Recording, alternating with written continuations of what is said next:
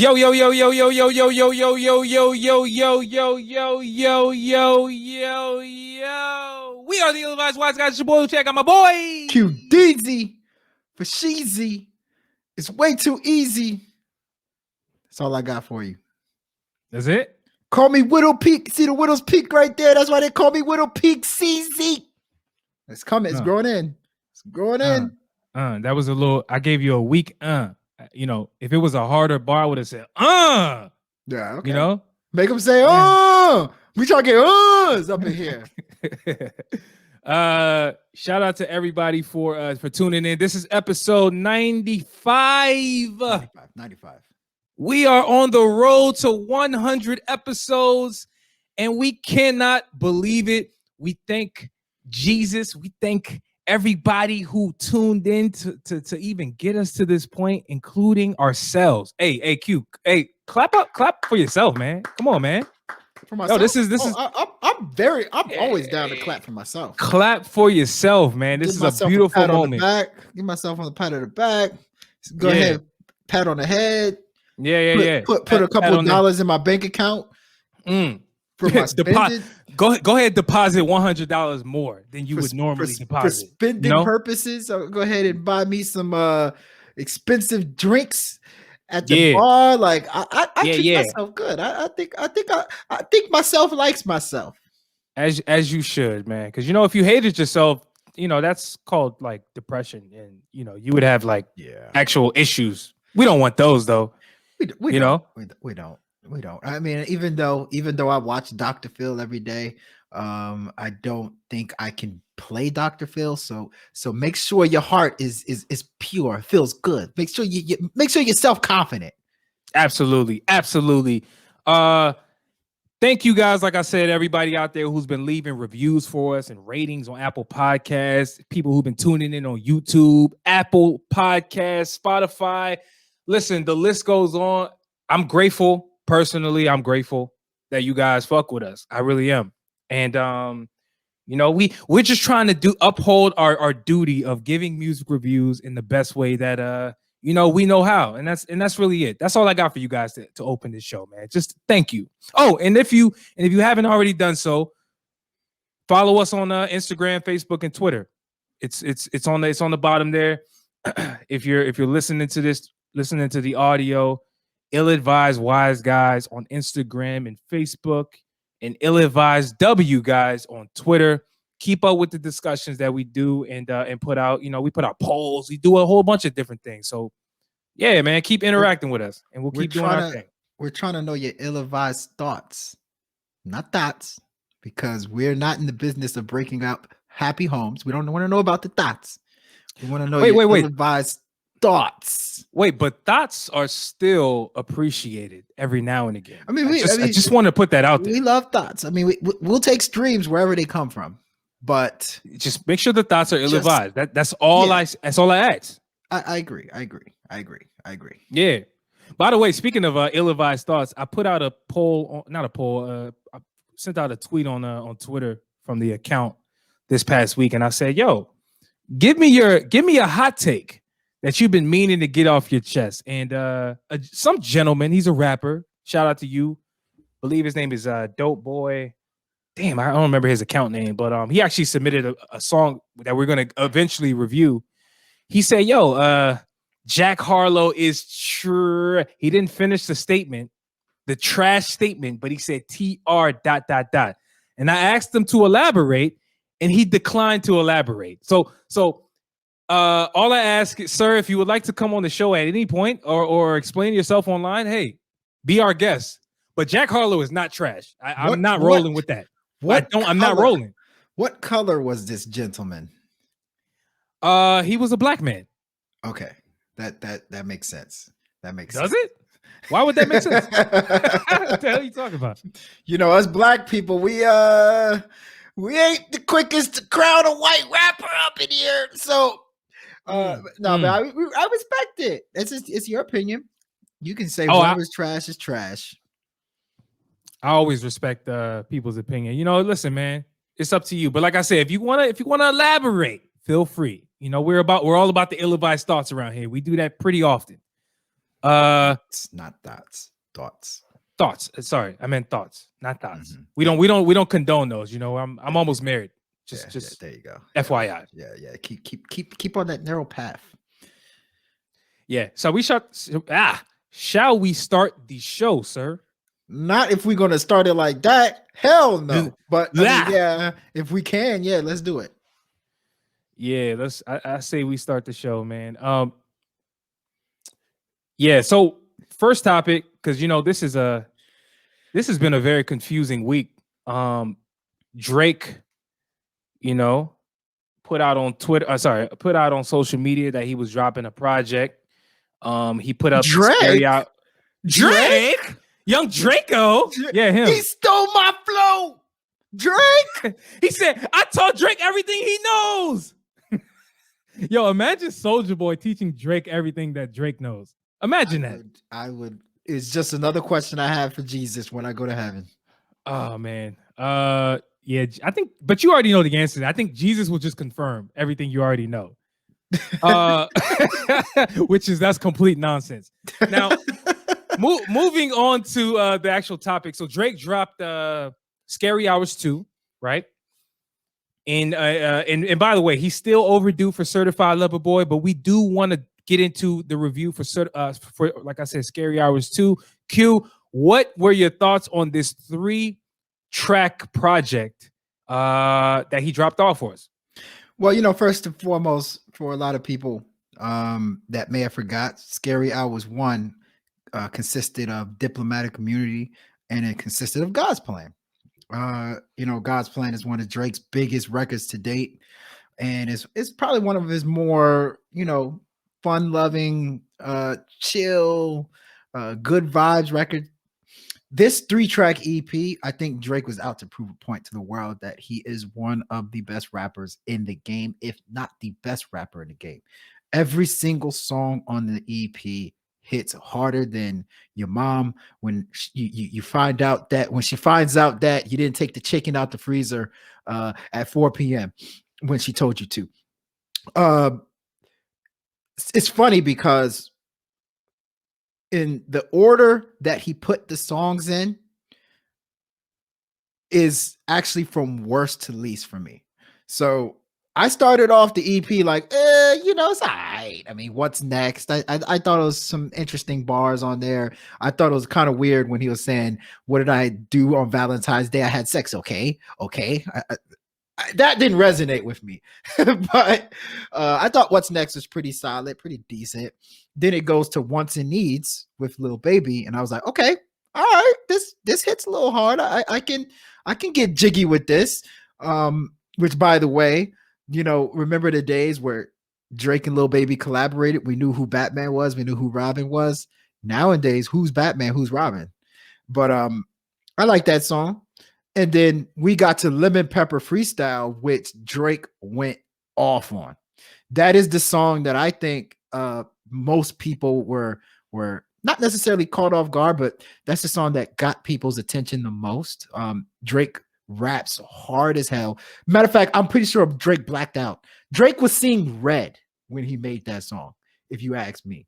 He went off on that. He went off so bad. Rick Ross walked out. Like I could tell Rick Ross walked out like 2 minutes into the track and said, you don't need me anymore. Rick Ross knew Drake was going to win. Rick Ross knew Drake was going to win that track by at least 40 points. So he was like, yo, you know what? Let's just bow out. But all in all, it's a pretty decent EP. I wonder what the purpose of the EP is. Like, is this Drake's way of trying to test the waters, trying to see what the fans' reception is of the type of music that he's making before he drops Certified Lover Boy? Because Certified Lover Boy is probably one of his most anticipated albums to date, which, I mean, he's had several anticipated albums.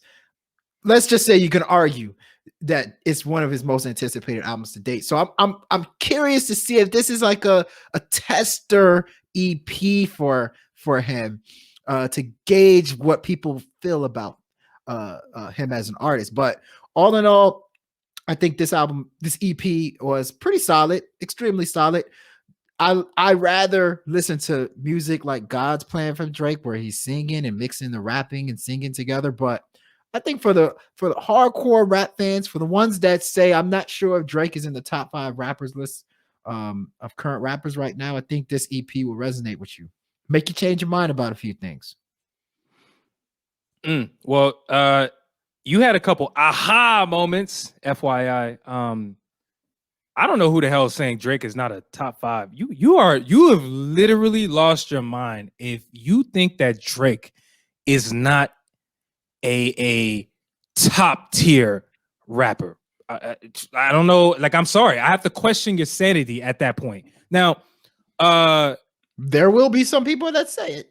That's crazy to me. But the same people that might say Jack Harlow is trash. You know, you never know. You never know. I guess we do never know. But so I'll say this for me, you know, man. Oh, the other aha moment that I forgot to mention was the fact that that's a good point that you made about why this project was released, why this EP came out. I don't know the answer to that question. To me, I kind of took it as hey, I'm sorry guys, sorry for the wait. You know how Lil Wayne used to drop "Sorry for the Wait"? You know what I'm saying? Because, you know, the infamous Carter albums kept getting delayed, so he kept having to drop some shit in between to give people some music to vibe to. I felt like Scary Hours came at a time where everybody's anticipating Certified Lover Boy, and we were told that was going to come out in January. It is now March. So, you know, neither here nor there. We're still waiting for it, and I'm sure it's going to be really damn good. Now, in terms of this project, though, I'm not rolling with your ranking of these songs, bro. Now, I think we all can agree, and I think the world can agree that Lemon Pepper Freestyle is the top song on this project, EP rather. I'm gonna go with the intro, What's Next, as the second best song on this project. I think that what Drake did on that song was very unorthodox and very unlike Drake, specifically from a production standpoint. You know, when the song came on, I was actually looking at my phone like, man, is Playboi Carti on this song?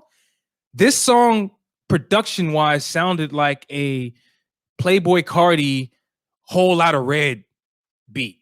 You know, and I thought that what Drake did was extremely repetitive. Like wonder if I had sex, okay? I thought he was very repetitive on purpose. I actually liked it. I liked that Drake.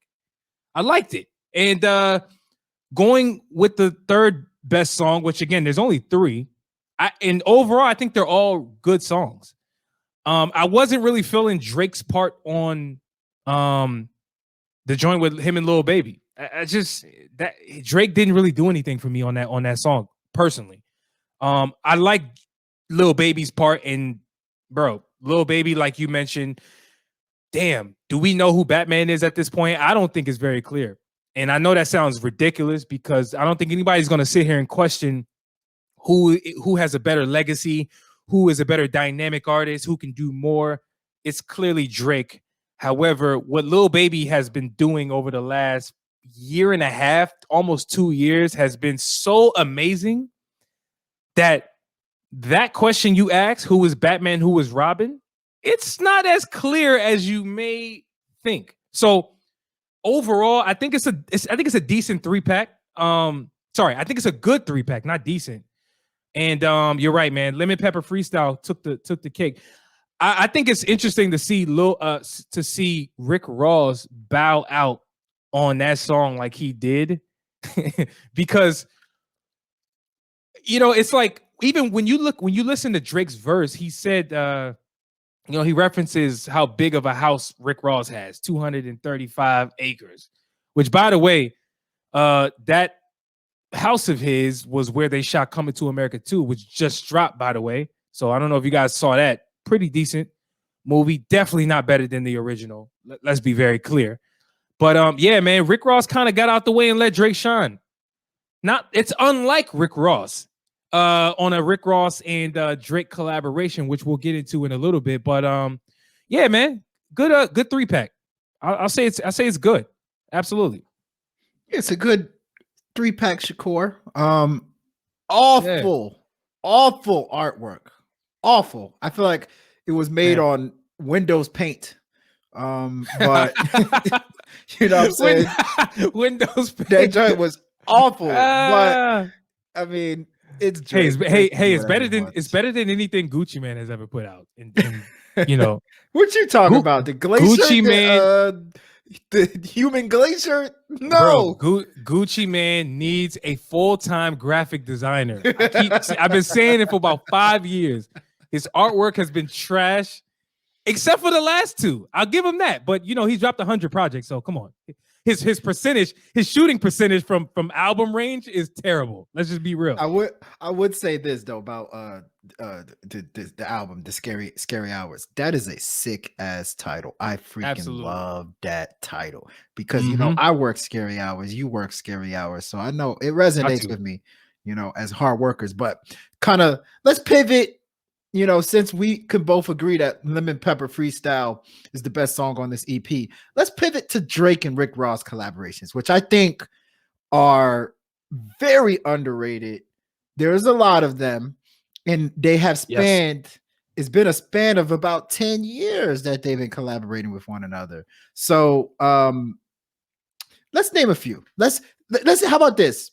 What is your favorite one? And what do you think is the least favorite one? So if you want me to start, I can start, or you can. No, I'll start. I want to start this off, if you don't mind.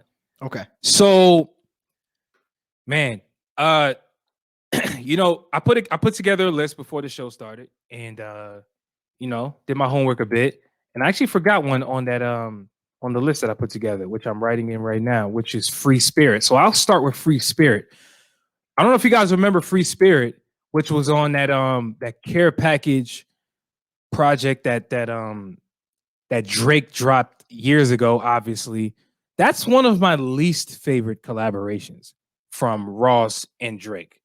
I just felt like production-wise, they didn't really do enough. Even their verses, like they weren't really saying anything profound like they normally do when they collaborate together. Now, by the way, they've had a lot of collaborations, and this Lemon Pepper Freestyle, the one we just talked about, it's up there. It's up there. It's clearly not at the top because Ross did not do his thing like we mentioned, right? Now, my top collaboration between Ross and Drake, you guys are going to get a kick out of this one, is Stay Scheming. Now, you know, interesting pick. I'm sure you guys are like, wow, why would he pick Stay Scheming? Well, come on. Think about this, guys. Now, let me take you back to the year where this song came out, right? Drake was feuding with Common, right? This is around the time where Drake actually had a crush on Serena. He was going after Serena. Common was still, I think they were still falling. I don't remember the situation relationship-wise between them two. But what Drake did on his verse was so memorable. There were so many quotables that came out of that. You know, the bitch you won with me shooting in the gym. You know, I know you guys remember that. Which alludes to, you know, the scary hours, the things that Drake alludes to on a regular basis. He's clearly a dude who puts in his hard work, which points to that bar. And I just feel like the way Drake approached that verse, you know, it bothers me when the gods get to acting like the bras. You know, like he just was speaking boss shit that it was undeniable that Drake was coming into his own lyrically and as a, you know, from a present standpoint. So I thought what Drake did was incredible. I thought what Ross did on that song was incredible. And remember, Ross was in his bag at that time with the whole Anastasia mixtape, which should have been a goddamn album if you guys remember that time. That to me is like the most, I would say the best collaboration. It's not the biggest hit that they put out together, but to me, that's their best collaboration. Now, if I'm going with their best hit, I'll say it's a tie between I'm On One and Aston Martin Music. It's a tie to me. I don't really know which one, man. Q, help me out here. Maybe you can break that tiebreaker with your list. What would you say is their best collaboration? Well, for me, it's a no-brainer kind of. If I'm gonna break it down like the way you did, I think their best collaboration is Aston Martin music, and it's not close because Aston Martin music at the time, you have to remember how you felt when you heard it. Like you have to remember the hook, which wasn't even neither of them. That was, I believe it was Chrisette Michelle. Yep. Yeah. So the hook was fantastic. And then like I think Drake didn't even have a verse on it. If I'm not mistaken, he just did the hook. It was more like a bridge. He did the bridge. He did the bridge. Yeah. But then remember, he ended up releasing on the music video the Paris Morton music, which was pretty much a long ass verse where he kind of ranted like he did on Lemon Pepper Freestyle. But that song was really a Drake type song. Rick Ross was spitting serious ass boss ass bars on there. It was fantastic. I think the whole package was great. Which, by the way, I think we need to give our credit and we got to give our flowers, which we're going to be giving some flowers out soon. But we got to give our flowers to Noah 40 Shabib. Yes. I hope I'm saying that right because he made that the beat on that song is fantastic. And for Drake's earlier stuff, he was instrumental. Ironic, he was instrumental in all the instrumentals that he gave him. I like the pun. The best. I like the pun there. I like that. I'm on one. You sure? Yo, that was that. See, remember when the show started? I said, that was a Yeah, that was one of those. I give you credit. You know, but my personal favorite one is No New Friends. Like I love I'm on one. I love I'm on one. I'm on one is like, tough. The No New Friends, like it's aside from the song being dope as hell. Yeah. But the meaning behind the song, like and how intricate Drake's hook is on there. Woo! It was so intricate. Drake had another version of it that was just a slow song, and it worked. But to me, No New Friends, those are the two that really stand out to me. But they're a lot. Like if I'm going through this list, 5 stars, 5 stars, 5 stars. You get 5 stars. You get 5 stars. And by the way, let's name some of these joints that because I think a lot of these actually deserve some honorable mentions and they need to be discussed. Like Gold Roses, the one that just dropped like last year. That was nominated for a Grammy, bro. And speaking of Grammy, in Ross's verse, he said I'll probably never be nominated for a Grammy. He said, damn, what was his bar? I'll probably never be nominated for a Grammy. I'll never win a Grammy. I'll probably never win a Grammy, but they'll never understand me. They'll never understand me. I thought that bar was so simple, but also so like profound. And the song got nominated for a Grammy. So look at that. Look at how that works. Gold Roses needs to be mentioned. Lord Knows. Remember Lord Knows, guys, on Take Care. Definitely a tough. That was what set it all off to me. The collaboration between them two. Diced Pineapples with Wale. Diced Pineapples, absolutely. Yep. And there's a couple other. Money in the Grave to me wasn't that good of a collaboration between the two. If you ask me, that's one of their more average ones. Yeah. That's one of the worst to me. But Lemon Pepper Freestyle probably somewhere in the middle of the pack for me in terms of their collaborations, even though that's a pretty good song. So So you guys let us know what what your favorite Ross and Drake collaboration was. We want to hear from y'all. You agree, disagree with us? Well, let's move on to the next topic, bruh. Yeah, so kind of piggybacking off the whole collaboration theme. What are some of hip hop's best tandem / collaborations? Like when these two people link up, like it's more than likely going to be a hit. Who are some of these people? Like who are some of these collaborations that you can think of? So you remember we talked about this pre-production. We said, man, like, are we going to go rapper, rapper collaboration, rapper producer collaboration?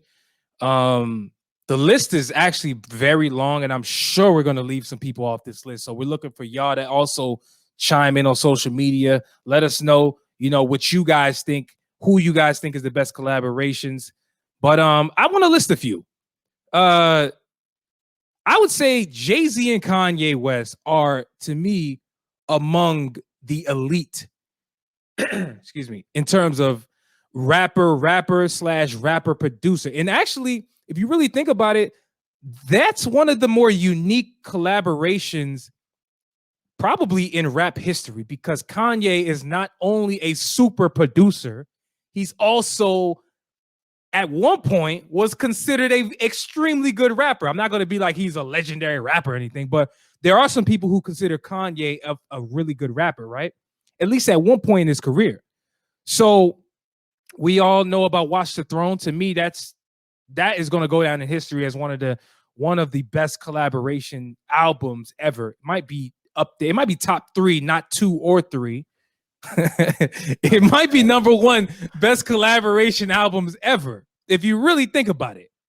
I mean, if you notice, Kanye actually, anybody he works with, he does well with, right? Like Kanye does well with Big Sean, he does well with Jay-Z, he does well with Kid Cudi. Yep.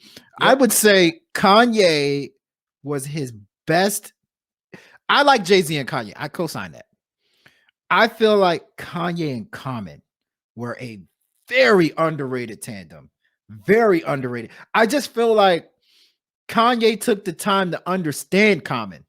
You know what I'm saying? Like, I think that's the best, when the two artists, or the artist and the producer, take the time to understand each other, figure out the type of beats they need, or figure out the type of energy they need.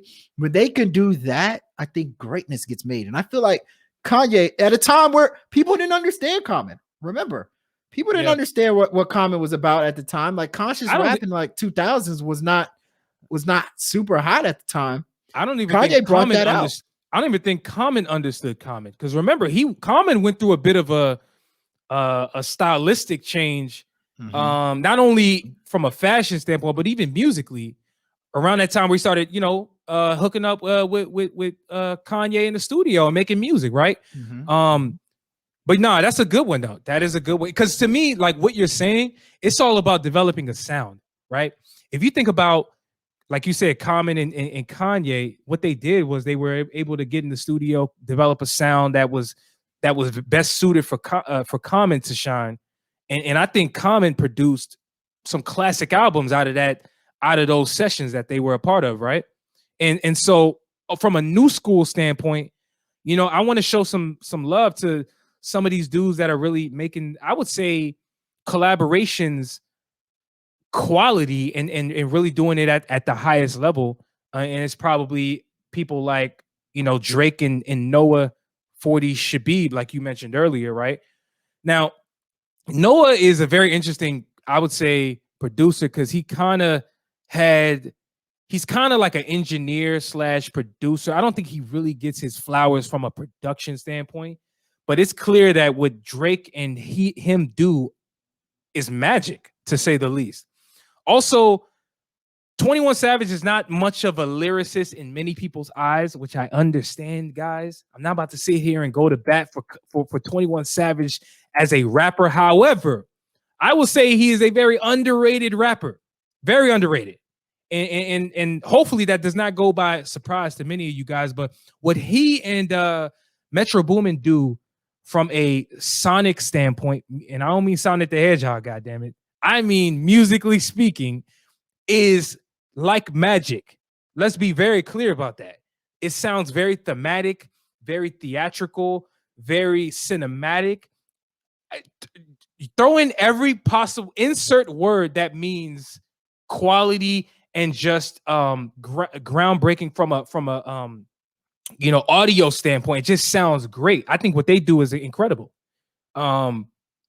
Probably not going to be remembered in hip hop history in terms of best collaboration albums, but they do it at a very high level. So again, as we kind of touched on a little bit on this show, if you guys are rappers, if you guys are artists, lock in with a producer, develop a sound, and your artistry could potentially go to that next level. Q, who are some of the people that you also want to highlight? I want to highlight, which I added to our list at the very last minute, because this does not get said enough. Biggie and Puff Daddy's connection, whoever the hell you want to call him, Diddy, P. Diddy, Love, Biggie and Puff Daddy, what they were able to achieve on Ready to Die was amazing. To me, from a production standpoint, that is one of the most impressive body of works production wise, if not the most impressive. It's my personal favorite. Ready to Die's production. There's so many classic beats. Even Juicy, even though Juicy's like an old school sound, like the production that was done on Juicy. It is not just Puff Daddy, it's Puff Daddy and the Hitmen. You know, if you guys know, yes, he has Stevie J. That's why Stevie J is on Love and Hip Hop, or because he's actually a legendary producer that worked with Puff Daddy all these years. Mario Winans. Yo, by the way, the kids are not gonna know any of that about Stevie J. They laugh at him. They think he's a womanizer, which he is. they think he's crazy, and this dude who's a narcissist, which he probably is. But musically speaking, there's a reason why he is respected by people who know music. And Puff Daddy and, like you said, the Hitmen are definitely up there in that. They should be up there in your rankings for sure. But I mean, if you go back to just go back and listen to the 2 Biggie albums that came out and just listen to the beats. Just take the time and just listen to the beats, and you will be blown away by what you hear. But then also, I don't know about if you used to do that when we were kids, like in the 90s, which I know I'm aging myself, but I used to literally wait for Puff Daddy to be like, yeah. Take that. Puff Daddy is on Hypnotized. He's on Hypnotized a lot. Just going, yeah, that's right. Yeah. It sounds legit. Like, it sounds so tight to me. He was doing it with bass too. But like with Biggie, man. The 2 worked. Like, it just, the flashy dude that with the gutter dude from Brooklyn, like, to me, that all that matters. But yeah, I mean, I think you can't go wrong with the list that we both said. We got to also remember Snoop Dogg, Dr. Dre. Absolutely. Said it in passing. That's one of the greatest of all time. Absolutely. Eminem and Dr. Dre. Eminem and right? Dr. Dre. It's funny how Dr. Dre, and let's not even forget Dr. Dre and 50. Now, I don't want to say Truth Hurts and Dr. Dre. Now, the 50 and Dre collab, that is kind of underrated, but I don't think they had enough of a catalog, like, I know they had hits together, but I don't think they worked enough together, in my opinion, to really be on this list. However, here's some other names I want to throw out. Like I said, Eminem and Dre definitely deserves to be on that list. Some new school guys who probably won't be legendary, but again, they exude everything that we're discussing, which is that synergy from a production and lyrical, not lyrical, but like a vocal standpoint. Gunna, Weezy, and Turbo, right? These are some dudes that are really making waves. You know, it's no coincidence that people like Nav want to bite off that sound. And I say bite respectfully, because I actually think what Nav did on that project with Weezy and Turbo was pretty decent. You know, it was pretty decent, you know? So no, that's a good point. Oh, and by the way, I want to point out that Biggie, Puff Daddy and the family, whoever they are, produced and executive produced the Biggie documentary that's on Netflix right now, which, by the way, is phenomenal. You gotta watch that joint. I'm telling you, I gotta watch that. Yeah, definitely. It's called I Got a Story to Tell. It highlights all of that stuff that you just mentioned. It even dives way deeper than I've ever seen any story on Biggie dived into. So yeah, check that out. Take that. Yeah. Okay. Imagine if we got Diddy to freaking just do ad-libs throughout our podcast. Can you imagine that? It would happen one day. Yeah. Let's go. Y'all tripping though, but it's okay. Let's go. Yeah. All right. Yeah, next topic though. Let's move on though. The next one we want to talk about is, who are some of hip-hop's best and most talented crews to ever grace music? And I know the list is going to be long, guys, you know, and as always, like I said before, man, this goes without saying, you know, if you got some people that are not on our list or people that you think we should have highlighted way more, join the convo on YouTube, Twitter, Facebook, anywhere that we are on social media, and give us, you know, the list and tell us why. But Q, who are some people you want to highlight, some crews that are legendary in hip hop? Well, first and foremost, I came up with this topic because Lil Durk and his OTF gang came out with a new album, which y'all should check out. It's very violent, it's very gangsta. I don't know how I got through it sane. Matter of fact, I listened to it hiding under my bed. But it had me thinking, like, what are some of the best crews to ever grace the hip hop stage? And so from this list that you and I were able to put together, there was a few notable people. I think if you were talking about the most successful crews, you got to put G Unit on there, but I think the best crew is Young Money. You talk about Young Money, think about it. You got Lil Wayne, which at the time, Lil Wayne, when they were at their highest, Lil Wayne was the hottest rapper in the game. And then Drake, we all know about Drake, right? Then Nicki Minaj, which is almost just as hot as those two, if not hotter. And then Tyga. People forget Tyga was on Young Money. And then, you had other people like Chanel and which at the time people actually cared about, Lil Chucky, J Mills. But Young Money, if you look at it from a selling standpoint, a worth standpoint, that crew was stacked. That crew was really stacked. I mentioned G Unit. Really, what's really funny about G Unit is 50 Cent did his thing. And at the time, Lloyd Banks, Young Buck, we really cared about them a lot. But I would say that their careers, Lloyd Banks and Young Buck, did not get to the point to where I thought it could go. I always felt like they could have been even more popular if they stayed together. But G Unit was very successful at the time that they were doing their, they were at the top of the world. TDE, Kendrick Lamar, Schoolboy Q, J Rock. Right now, I think they have probably the most anticipated releases in the game right now.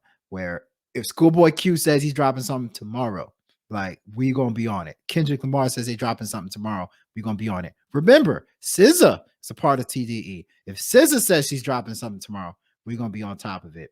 So that was a couple that came to my mind as some of the best, some of the most successful. We can't forget about other people like Rockefeller, Murder Inc. Mm-hmm. Yeah, I will forget about Saint Lunatics though. Yeah, please do, but respectfully speaking, because they were hot at one point.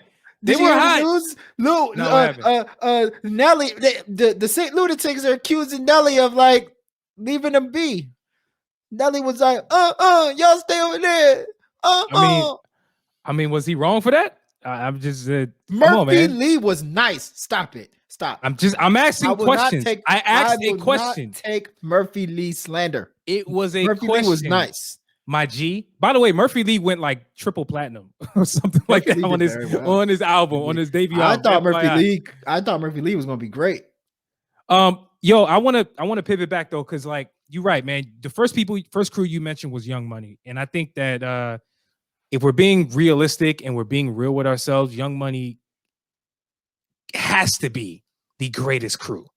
But I do want to mention, respectfully speaking, Cash Money as well, because it's obvious that Wayne came from that.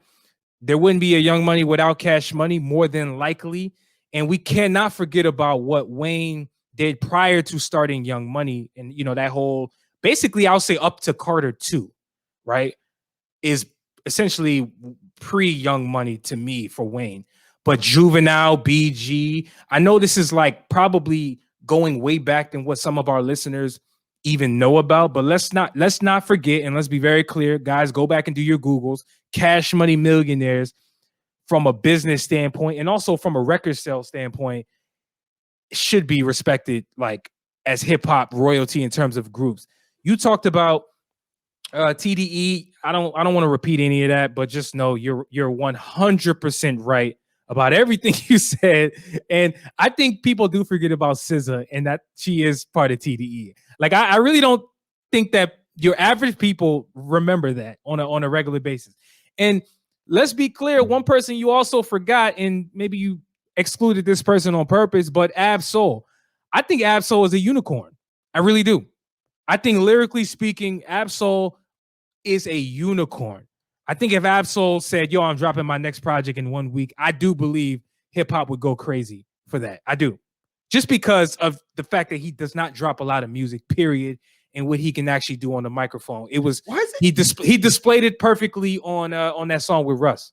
Why that he does just dropped every recently. one of them take a long ass time to make an album? Like every don't one of know. them, like Don't know. it takes Schoolboy Q a long ass time, Kendrick Bro, a it long pisses ass me time. It takes what's the other dude that was It barely drives me on? crazy.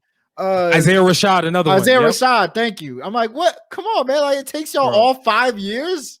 I don't know, but no, that's a good point, man. But I don't know, man. And maybe that's strategy, dude. Maybe it's kind of like the Playboy Cardi effect. Like, go ahead and make people wait till they can't wait no more. And even when they can't wait no more, now they're agitated that they haven't gotten new music from you, that they go back to your old shit and reminisce. I don't know, bro. Like, maybe it's a strategy. But I do want to highlight a couple other crews, though, that deserve to be mentioned, in my opinion. MMG.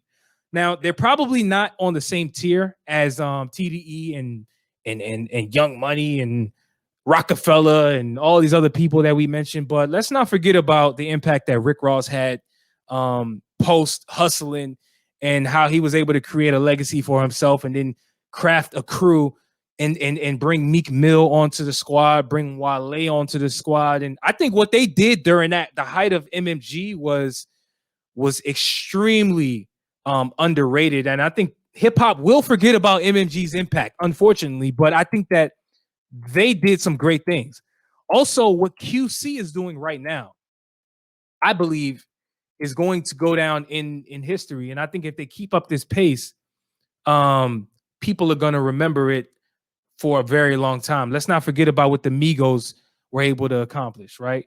Part of the reason why they were even able to make blasphemous statements talking about we're bigger than the Beatles was because of how hot they were, was because of how scorching flames they were at the height of the Migos era. And you transition that over to what Lil Baby is doing.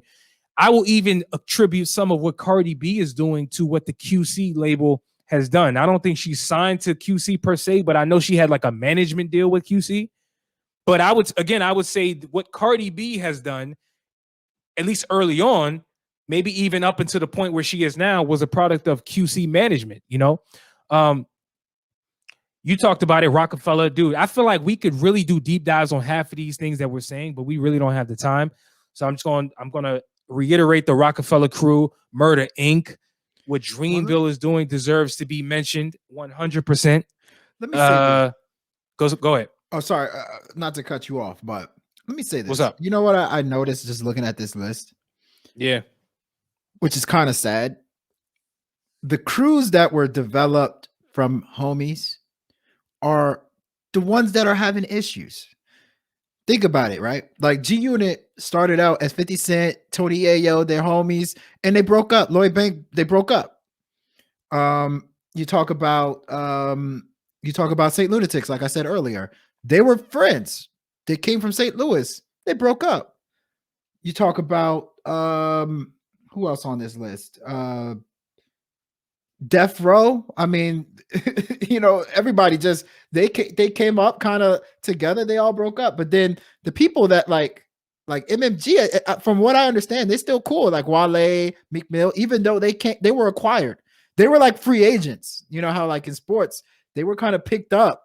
They were acquired, but they definitely had issues. Let's not forget about the tension between. I mean, but they're still together. Wale and Meek, they had some tension. That was nothing. That to me was just like differences. But like they still repping MMG. Apparently that beef was about Meek Mill being upset that Wale didn't post his album or something stupid like that. Mill I'm just saying. Meek Mill was beefing with everybody, so that's why I said that was nothing. But exactly, I know. But, I'm 100% agree with that. It's interesting though, like to see that like a lot of these, which is kind of sad, like a lot of Odd Future were homies, like they were all cool. They skating together. They broke up. Yeah. YBM the Mirror and YBM Almighty J. I mean, I think they still YBN, but they broke up. So it's kind of interesting. It's kind of diplomats, right? Jim Jones and Cameron go back. We actually forgot. We forgot that on the list. Impact on hip hop. Dipset's impact on hip hop. Hey, I'm not gonna lie, bro. They're my favorite. They're my favorite. Exactly. You just took the words right out of my mouth. They're my favorite. You remember how I was in high school, man? They ran everything during, I would say, the mid 2000s, bro. They ran it. Thugs were wearing pink. Thugs were in pink outfits. Like not even like borderline pink. They were like pink. And then that was cool. Hey. Did that. Hey, look. Thugs are doing all types of shit these days. A young thug himself, the one who's he has thug in his name, wears dresses. Hey, you wearing pink right now. You wearing pink. Oh, this is Sam. And I'm not a thug. Actually, you did slap somebody the other day, but we won't talk about that. Yeah, wasn't it you? Hey, I think I slapped you. What's that Dirk line? We ain't gonna talk about we ain't gonna talk about that. Anyway, what about some of the over? Yeah. No, go ahead. I was thinking of the Tory Lanez line where he was dissing Chance the Rapper. He's like, Chance the Rapper, too irrelevant. Sorry, go ahead. I'll replace that line with my shit is looking heaven sent. Anyway, what's up? What about overrated? What are some of the crews that you felt like maybe people popped up and they didn't live up to expectations? Yeah, so man, this hurts me to say this because this person is a legend in every right, but I do firmly believe that OVO, the collective of OVO, what Drake has developed, October's very own, has been extremely underwhelming, and they have underachieved as a collective. And what I mean by that is not in terms of record sales, because it's clear that like when it comes to that type of stuff, what Drake has done can make up the record sales of like your average crew, if not your top crew. But I just mean from a talent standpoint, they have Vizion on the staff. Vizion, to me, we talked about on the last episode, is so they're criminally underappreciated. It pisses me off, right? Roy Woods, to me, is a talented artist. It's remains to be seen how big of an artist he can be, but I do believe they have talent on their roster. They're underachieving overall. Another one that's maybe not as controversial, We the Best. Khaled obviously developed that. Ace Hood was the flagship artist on that at the height of We the Best. They tried to bring on Kent, what's his name? Kent Jones. Remember that dude named Kent Jones? I remember he telling me this. Yeah. He telling me that. Yeah. He definitely did. Yeah, but We the Best never really materialized into the brand that was being sold to us, in my opinion. And then probably the last one I want to mention is Wiz Khalifa's Taylor Gang. I feel like at the height of Wiz Khalifa, when he had Chevy Woods on the crew, he had he even brought on Juicy J as a cast member on that whole label for Taylor Gang. I just feel like that could have been bigger than what it was, but unfortunately, it did not materialize into something bigger. And for that, those are my top ones that I feel like mentioning right now that to me never really grew into what they could have been. Did you say when you said We the Best, did you mention Ace Hood? Of course I did. Which I want to say something. How many of these labels or crews mismanage artists? That's the biggest thing. A lot of these crews mismanage artists, and I think We the Best, maybe if you were to put DJ Khaled on a lie detector test, he'll probably say that, yeah, I could have did a little better with how I managed Ace Hood and them. And that's why I want to bring up a label that people are going to probably be like, what are you talking about? But let me explain myself, because it's really about mismanagement. Bad Boy. So if you look at Bad Boy in the 90s, the early 90s, I'm going to name these people. I'm going to name all these people that were on Bad Boy at the time. Biggie, Faith Evans, Total, 112, Mace, Deluxe, which consists of Jadakiss, Chic Luch, Styles P, Legends, Shine, Black Rob, Foxy Brown, apparently. Wow. Think about what they've done the last 20 years. G-Dep. G-Dep. Let's say we can say G-Dep. Hey, you forgot Loon. Black Rob, Loon. I mean, okay, I'm not gonna say anything, but the heavy hitters. Let's just say the ones that had like major hits. I just named initially, right? All right. A lot of the people left because of mismanagement. A lot of people left because they said that they couldn't get royalties. They said that their relationship with Puff was whatever, blah, blah, blah, blah, blah. Bad Boy could have been so much better. And in the last couple of years, remember, Bad Boy in the last couple of years picked up French Montana, Machine Gun Kelly. They picked up the band. Remember the band? All these people with crazy potential.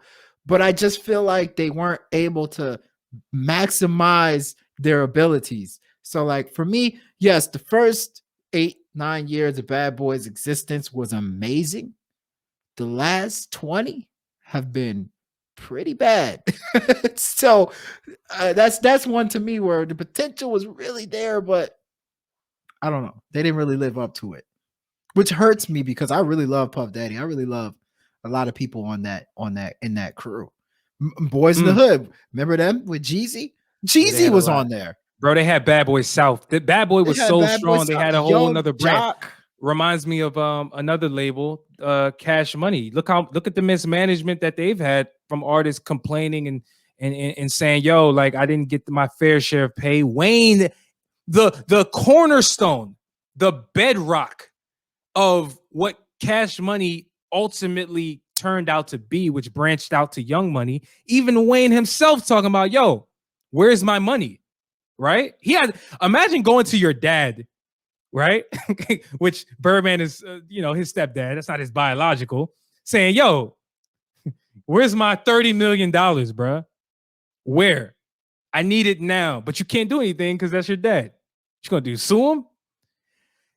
These are two dudes who have kissed on camera. These are two dudes he's made songs talking about, I'm stunting like my daddy. It's clear that he loves this man unconditionally, but yet he owes him $30 to $40 million.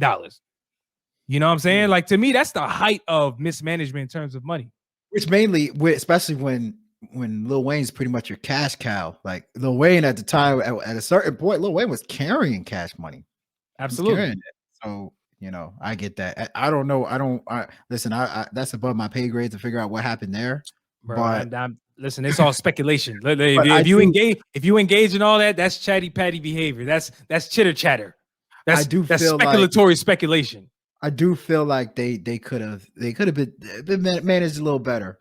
But last topic that I wanted to touch on, and this one was very interesting. And I want to hear your opinion on this first. Okay. So I can see whether or not I rant or not. But in the news in the last couple of days, actually yesterday, or no, not yesterday, a couple of days ago, Jay-Z sold Tidal. Remember Tidal? The streaming service that was for the artists, Black owned. We're going to do it different. Jay-Z didn't want to put his albums on Spotify. He wanted to just put it all on Tidal. First and foremost, let me ask you something right now. Do you think Tidal was a failure? We can go from there. Do I think Tidal was a failure? It's hard for me to answer that question, like, because I don't know the financials. I don't know what the projections were. But if you're just asking me on the surface, I would say yes.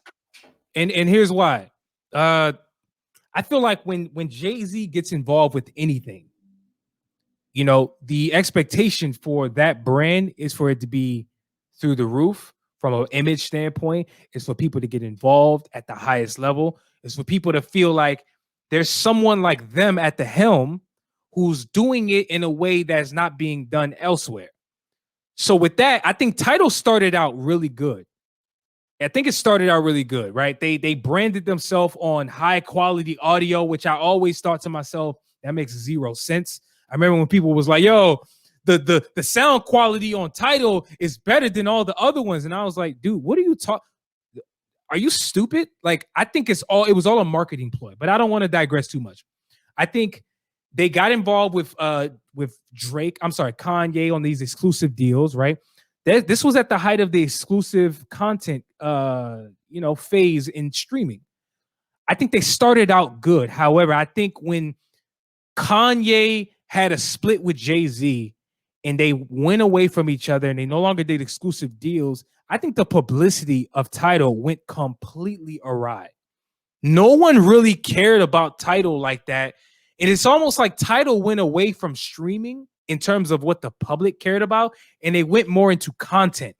Think about all the video series with Elliott Wilson, Rap Radar, all of these different things that have been exclusively on Tidal. They went more into video content and playlisting, but more so video content versus streaming, which is what I believe they were originally marketed to be. So if you ask me, was Tidal a failure? Long answer I just gave you. Short answer is yes. You're on Okay. mute. Okay. You're good. So let me ask you this. It's been announced that he sold it or sold some of it. I can't tell you, to Jack Dorsey of Square. He sold most of it. They said the report was he sold a majority stake. He sold the majority stake. Okay. So do you think that was a good business deal? For who? From a standpoint for both parties. Do you or let me rephrase this. How do you feel about that business deal? Jack Dorsey, by the way, is a white guy, which is interesting. It's a white guy that owns Square. How do you feel about that business deal? And by the way, I'm going to say this. Jay-Z is now announced after the two things that he had business deals with. I think the two things that he sold is Tidal, and I believe it was like something with alcohol. He is now a $1.4 billion person. He is worth $1.4 billion. But yeah, how do you feel about this business deal? Yeah, that's crazy, man. It's Jay-Z, and damn, man, it's a lot of money involved. But to be clear, so Jack Dorsey also owns Twitter. He also owns he owns a lot of shit. But yeah, you're right.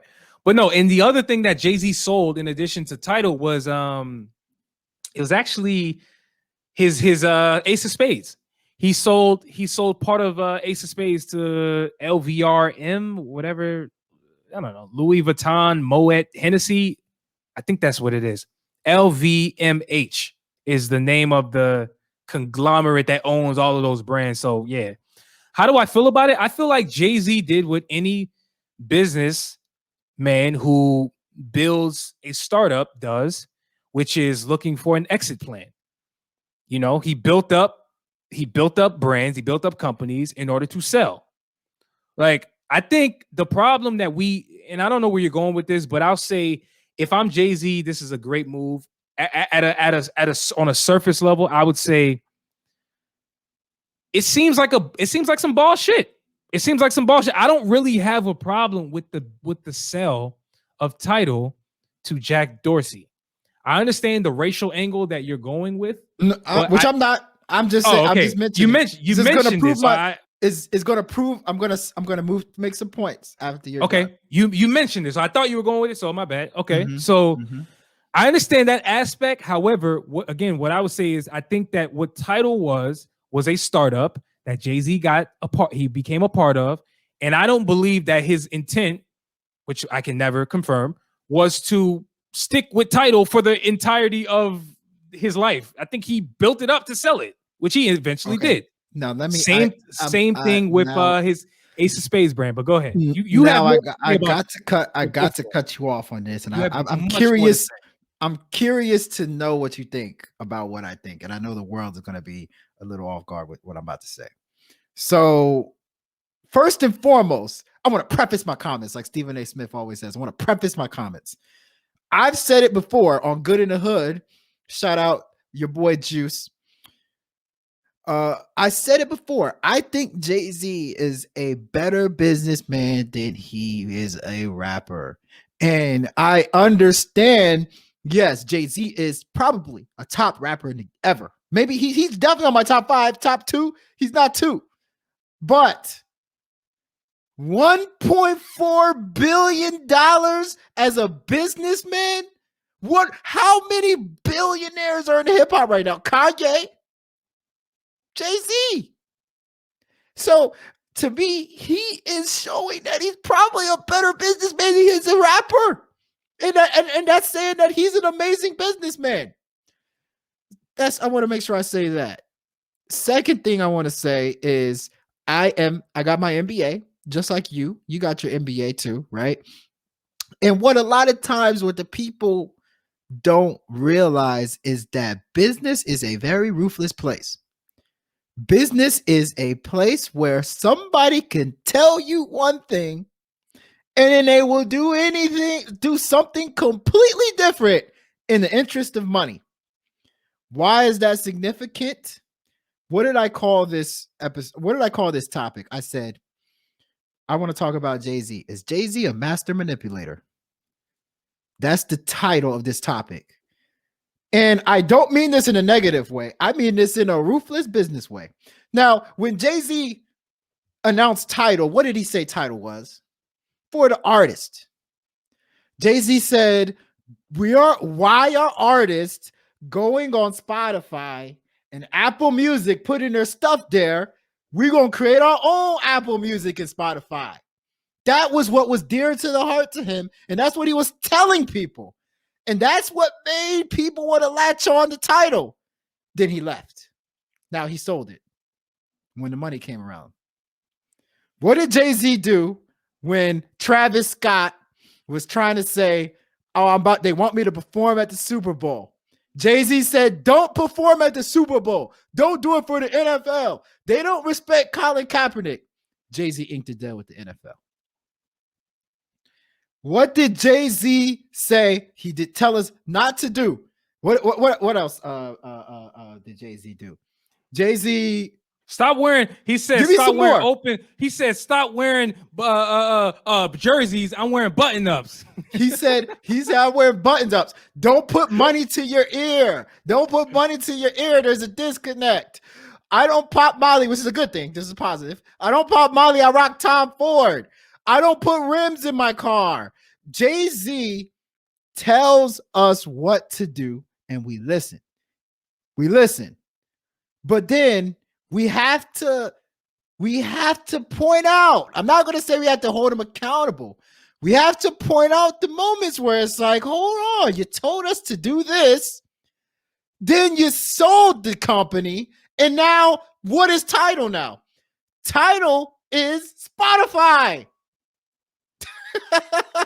So it's like, to me, we have to acknowledge, I think the big point, my big takeaway from this is we cannot continue to put people on pedestals.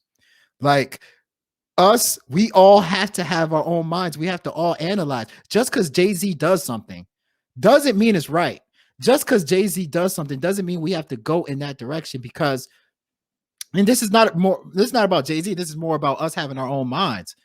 Jay-Z, at the end of the day, is a businessman, a brilliant businessman, one of the best businessmen in American history. So when money comes around, Jay-Z might switch up. So I wanted to point that out. I mean, because the thing is, I saw on Twitter, Jay-Z, which never tweets, by the way, Jay-Z tweeted on Twitter explaining himself, justifying himself why he sold Tidal. Oh, I didn't see that. What did he say? Yeah, I mean, we can pull it up right now if you want to pull it up. Nah, hold on. I didn't know he did that. Hold on. What? Yeah. Did it make sense? How about that? Did it make sense? I didn't read it. All right, hold on. I think his shit is like, we're gonna do it live on the show right now. Damn it. Yeah, please. You're a better reader than me, so I actually am not. Yo, what's his I don't know actually.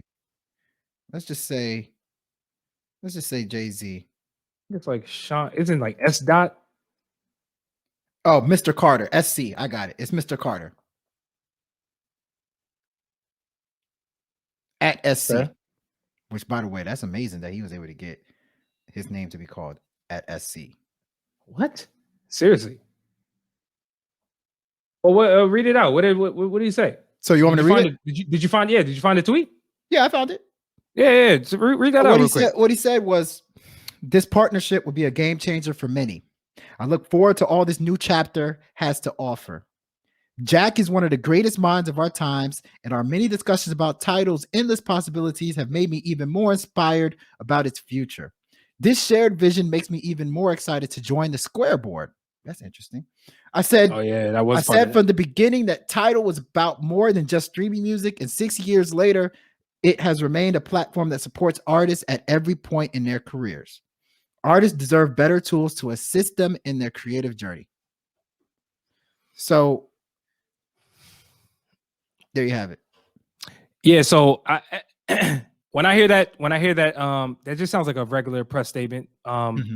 Then no different that it's coming from Jay-Z's account versus some other white businessman that we don't know the name of. However, I want to play devil's advocate for a second. And this is not really devil's advocate per se, but this is more so how I really feel. And it's like, just because Jay-Z sold majority stake in Tidal does not necessarily change the direction of the brand of Tidal. I want to make that point very clear. I'll say it again. Just because Jay-Z sold majority stake in Tidal does not necessarily mean that the direction of Tidal is changing from what it was originally intended to be. And then secondly, let's be very clear, man. This happens in business. The changing of the guards, the leadership, that changes all the time. The direction of a company changes all the time, right? You can join a company today and their mission can be one thing. 2 years later, they can be under new management and they can be pitched, they can be focused on a completely different mission, and your job may not be as important with that company anymore, right? So I'm not knocking Jay-Z if he does decide, or if he decided, yo, you know, what I originally wanted Tidal to be is not as important anymore. But according to his statement, he's saying that the brand of Tidal, right, which is supporting artists, still remains the case. I'm not familiar with Tidal and the nuances of what they do for, like, at a business level and how they interface with artists to know whether or not that's true or not. But I'm just saying, Jay-Z claims that nothing is changing with Tidal. He just cashed out. Yeah, but that essentially that's what happened. I get that. And Jay-Z, like there should be no Jay-Z slander. There should be no Jay-Z slander. There should be no Jay-Z insult or anything. What I'm trying to point out is money rules business. Money talks. Absolutely. At the end of the day, Jay-Z can tell you he wants to do this, he wants to do that. This is a big deal. This changes the company. This is a big deal. And what has made it a big deal? You cashed out, which is okay. Absolutely. 300 mil. We have, if I'm not mistaken. Like, we have to remember, when you always talk about the importance these artists, their voices have. And so when it's one thing for Jay-Z to say Tidal is going to be a great competitor to these other streaming platforms like Apple Music, Spotify, which majority of the people have. It's another thing to indicate or insinuate that Tidal is for the people and the other ones aren't, because Jay-Z's voice is so important. He's going to actually make people turn away from Spotify. He's going to make people turn away from Apple Music. So it's like, it's interesting. I'm just going to say it's interesting. And by the way, Jay-Z's going to do that because he has stake under Tidal. Just like if I had stake under, I don't know, Dream Vision. We have Dream Vision, right? We have Dream Vision Network. Of course, we're going to say Dream Vision Network is better than every other network. 100%. What we do is we care about everybody else more than everybody else. I have stake in it. And us as human beings have to remember. Correct. These people have stake in what they support. So like when he talks and says, don't do this, don't do that, he is using his power of his voice to sway you in a certain direction. Yo, I think, to be honest with you, you just touched on the higher point, which is, to me, the problem I have with the term influencer these days, right? And I understand what it means. I understand exactly what it means for social media. However, to me, there's a difference between somebody who truly influences the culture, right? Like what Jay-Z does, he influences culture. And there's a difference between that and somebody who has 10,000 followers, 20,000 followers, 50,000 followers, and can get their people who follow them to maybe can get 20% of the people who follow them to click on a link to go buy a brand that they're supporting, right?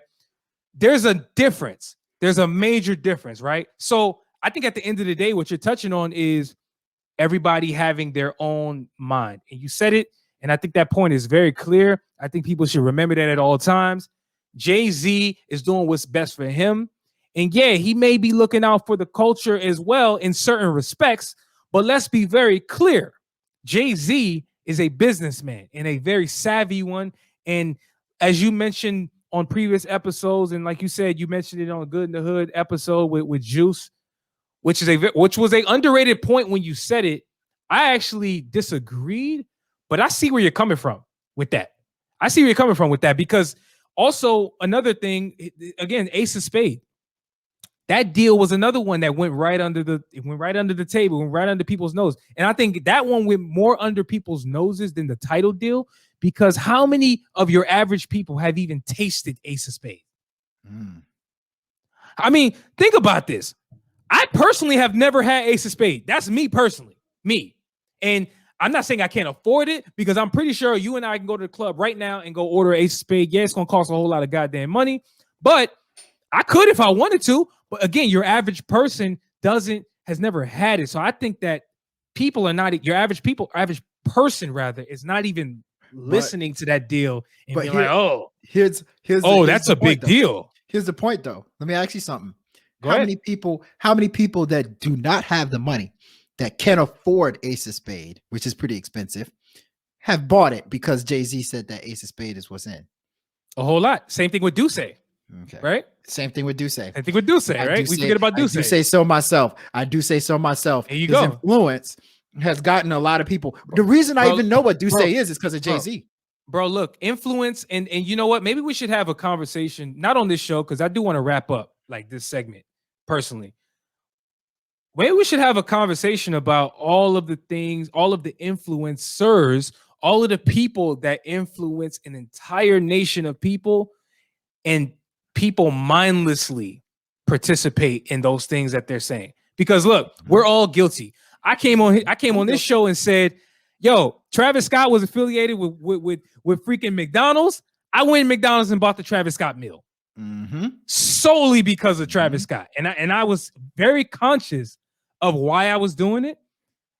He didn't make me spend my money, but I said, yo, I want to see what that was about. It's because of Travis Scott. Do you think Travis Scott eats? Travis Scott eats at McDonald's as a millionaire every day? Do you think McDonald's is one of his favorite restaurants to eat at? Like McDonald's? Come on, bro. Absolutely not. Money talks, guys. Remember that. Money talks. So like, as 100%. Aspiring artist that said, I don't trust Spotify, I don't trust Apple Music, remember, money talks. Go with what you feel is right. I know some artists out there who only release their music on Bandcamp, where you can only sell your music and your fans have to buy it. If you have a customer base where people are buying your music on Bandcamp and everybody's out there telling you, bro, what the hell are you doing? Why are you not on Spotify? Oh, why are you not on Apple Podcast? Oh, Apple Music, blah, blah, blah, blah, blah. Why are you not on Tidal? But you have money you're making. Don't let anybody actually sway you if it's working for you. There's plenty of successful artists. There's plenty of successful artists that are doing their thing their way. Amen. Don't get swayed by the pack, bro. Amen. Be a wolf. Be a wolf. Don't be a sheep. Amen. Put it like that. Amen. Amen. Hey, that should be, you know what? That should be the title of the episode, man. I like it, and I would 100% agree with it. Be a wolf and not a sheep. I like that, man. Yo, let's end this segment, and when we come back, we're gonna get into some indie music reviews. Yes, sir. So we are back with our indie review segment for this episode. And before we get started with the reviews, we want to thank everybody for submitting their music. As always, I know some of you guys have been waiting for a minute, but again, we have a lot of submissions, so we will get to you when we can. If you are a new artist, up and coming artist, grinding artist, rising artist, whatever the hell kind of artist you are, if you want a review from us, the Wise Guys, make sure you hit that link right there on the screen. If you're listening to the audio, it is illadvisedwiseguys.com/contact, and get in contact with us, and we'll get you guys on the list for a review from us. All right. Now, with that being said, we got a new format for you guys. We're gonna be playing some snippets, 15 to 30-second snippets of the actual song itself that we are reviewing, because this is what you guys wanted. We put out a poll on Instagram and Twitter, and asked if you guys wanted snippets, and nobody said no. Let's just put it like that. Nobody said no. It was all yeses. So we're giving y'all what y'all want. So Q, let's do it. But first, y'all already know, let's drop the intro.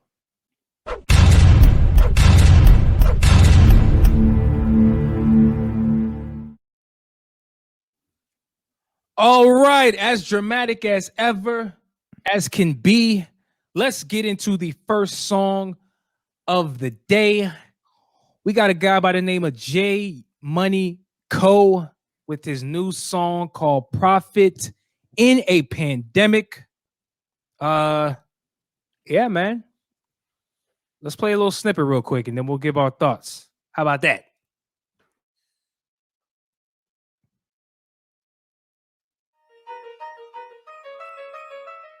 Q, can you hear this? Yes, sir. All right. Sounds real dark. Scary hours. You know, I got a little pet peeve. If a song don't start in the first 5 seconds, I'd be getting bored a little bit. Bro, are you? Is it my attention span? Oh, that shit comes in kind of hard though. Hold on. Hold on, I'm gonna fast forward a little bit. Profit in a pandemic. I told my haters rise up because we can't get it. Never going broke again. I wish my was angelic. Okay. She once drowned, she could hold two like we're out in Greenwich. They say Jay. Okay. It was picking up a little bit, but so Q, I want to hear your thoughts first on this, man. If you don't mind, what are your thoughts on "Profit in the Pandemic" by Jmoneyco?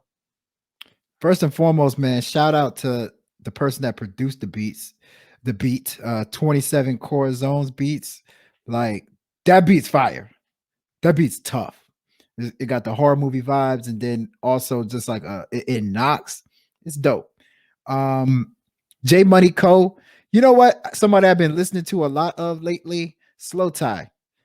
If you guys know Slow Tie, is a UK rapper that is kind of, I think personally, is demented, a little messed up in the head, but he makes amazing music. And Jmoneyco kind of reminds me of that, where the level of heinousness that he raps with, very similar to Slow Tie, especially on this song. His flows are stupendous. His flows are extravagant. His flows are excellent on this song. And from what I heard from the lyrics, it just seems like it's really meaningful lyrics. As you know me, like, I'm still new to UK rap. This is still something I'm trying to get used to. And the more and more I hear songs like this, the more and more I'm comfortable with it. Like I said, I started off earlier saying that it takes a little long. That's me being a little, that's my pet peeve ass. Song takes a little long to get started, but once it gets started, it's something serious. So I would probably give it a 4 or a 4.5 out of 5. Damn. That's okay. That's a good grade, bro. You talked a lot of not a lot, but you had some criticisms. I don't know about you, but me personally, like, when a song doesn't start when I expect it to start, it's a knock for me. Because you got to think about it. You got to hear this song again, right? If you like it enough, you might add it to your playlist. You got to relive that intro a lot, right? Technically. But anyway, yeah, for me, I would say I would echo what you said about the beat, man. The beat is tough. It's dark. It's cynic. It's demented. It sounds very urgent. That's really the word that stuck out to me. That at least that came to me rather when I heard the song. And I think Jmoneyco does a good job at meeting the urgency of the production. So from that standpoint, I see what he was doing, and I'd like it actually. However, there were a lot of parts in this song where he just kind of was, in my opinion, kind of fumbling over words. Like I'm not about to. And the reason why I'm laughing because I'm somebody who listens to Gunna. I'm somebody who listens to hella people who mumble. So I was actually gonna criticize him in a way and say, "Yo, like a lot of words were not very clear." And so listen, I'm gonna say it anyway. There were a lot of things that were just not clear. It felt like he was kind of stumbling over words a bit. Overall, though, I like the fact that he met the urgency of the beat because I feel like that beat is tough. You got to keep up with that beat. To me, that was the essence of the song, and I think he did that. I think he did it well enough for me to say, okay, this is a good song. It could have been better in my eyes again if he did a little bit of a better job rapping and staying in pocket a bit. But hey, I'm not gonna knock him too much, man. It was a good song. It was a good song. I would give this actually 3.5 out of 5. So that's my personal grade. Okay. There's room for improvement though. And it might be like I said, it might be because I've been bumping Slow Tie a lot these last couple of days because that new Slow Tie album that dropped, I really like it. And this gave me Slow Tie vibes, but I respect 3.5 out of 5. Next song, J Prime, Is What It Is. Let's go ahead and hear that. J Prime is what it is. He's ready. He's ready for prime time. He is ready for prime time indeed. Let's get into this, man.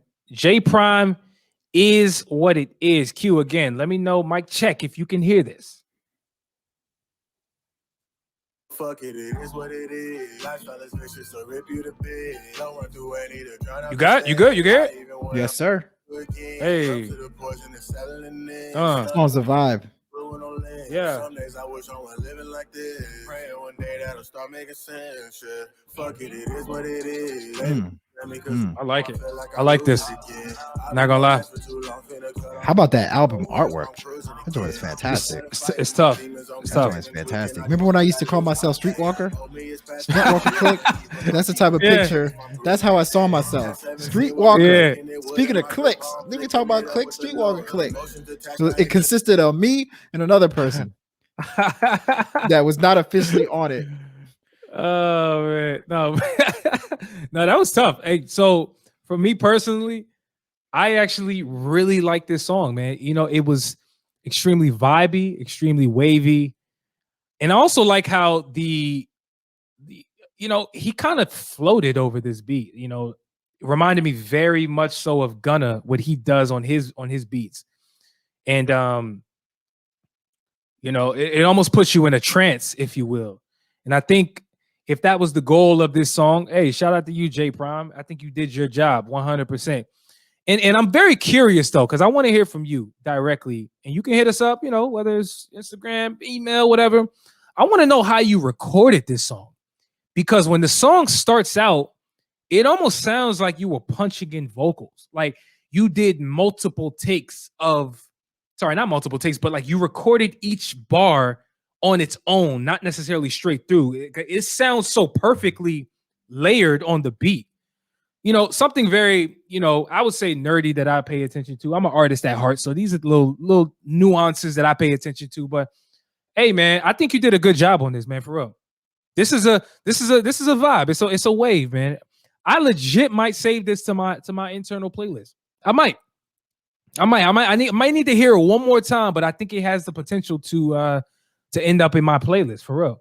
Like this is a quality sounding song, not only from a engineering standpoint, from a production standpoint.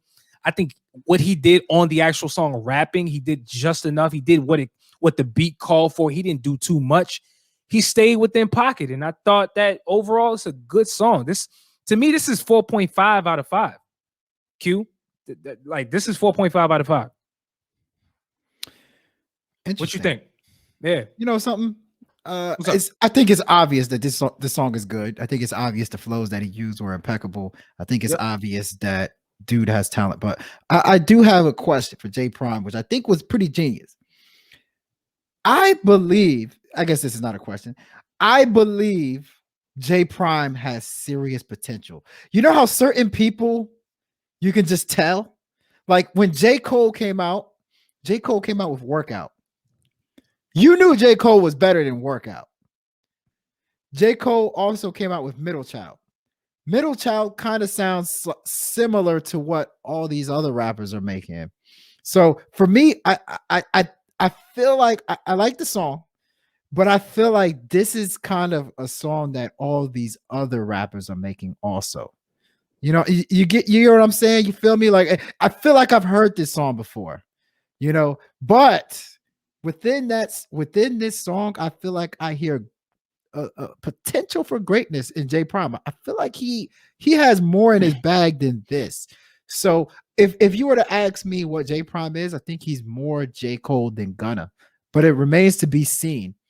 And I feel like this could just be his Middle Child. This could just be his Workout, but he has more in his stash that's better than this, and that's more unique, that's more creative. So it remains to be seen. But for this particular song, I think it did its job. It did what it was supposed to do. Hook us up with vibes, remind us of everything else that came out. So I give it about a 4 out of 5. Interesting. Yo, before I by the way, you made some good points. I do want to say, bro, is there an earthquake where you are? Your screen is literally moving every time you move. Like what's going on? But like you're making me dizzy, man. Is your screen moving? Like is it just me? Like I don't know. Hey man, it's the bass. The bass in the damn song is moving. Oh shoot. No, but you said something that was interesting, and I will say I don't know the rest of his catalog, so I don't know about that statement where you say you think he's more of J. Cole. I don't know. I haven't heard another song from him. I don't really know what else he can do. It remains to be seen. Like I said, that's my intuition. That's what I'm guessing. So you're just saying you feel. I'm not saying I hear certain things that I'm like, okay, I think he is not quite this. No. That's for sure. Because the way he was stringing together even his thoughts, right? It's complete thoughts, which makes me feel like he is able to tell stories. This makes me think that he maybe has a few songs where you would consider a storytelling song. Hold on. Wait 1 second. The way he was stringing together his thoughts. Oh jeez, he's winning in that type of way. He's winning. Bruh. Damn. Like how is he stringing them together? Like together in like one unit. Like he got a starting 5 of thoughts. Yeah. Now one would argue. If you string together thoughts, you're a pimp. I'm just saying, right? Like if you're stringing them together, that means you have multiple on end. Therefore, you could be considered a thought. No, not a thought. I was saying thoughts. Yes. Okay. Yes. He stringed together a bunch of different thoughts that were coherent and clear to me. 4 out of 5, though. 4 out of 5. Good work. Yeah, this was dope. This is dope. Good look. All right. Shall we move on to the next song? Let's do that. Yes, sir. All right. So next song we have is by a gentleman by the name of BADDFXSH. And by the way, BADDFXSH also was on our last episode. Remember, Q, he submitted a song called Good Morning. And remember, you and I, we actually disagreed, I would say, heavily on what we thought of that song. And so he wasted no time because he did enjoy our review. Shout out to you. And he said, yo, man, like, y'all had me mistaken, especially Ooch. I can bar y'all up too. Like I can give y'all some extra bars. And I said, oh, word? Well, let me hear it. And he said, cool. He submitted the song. And now we're here. Here is a song by BADDFXSH by the name of It Kraken.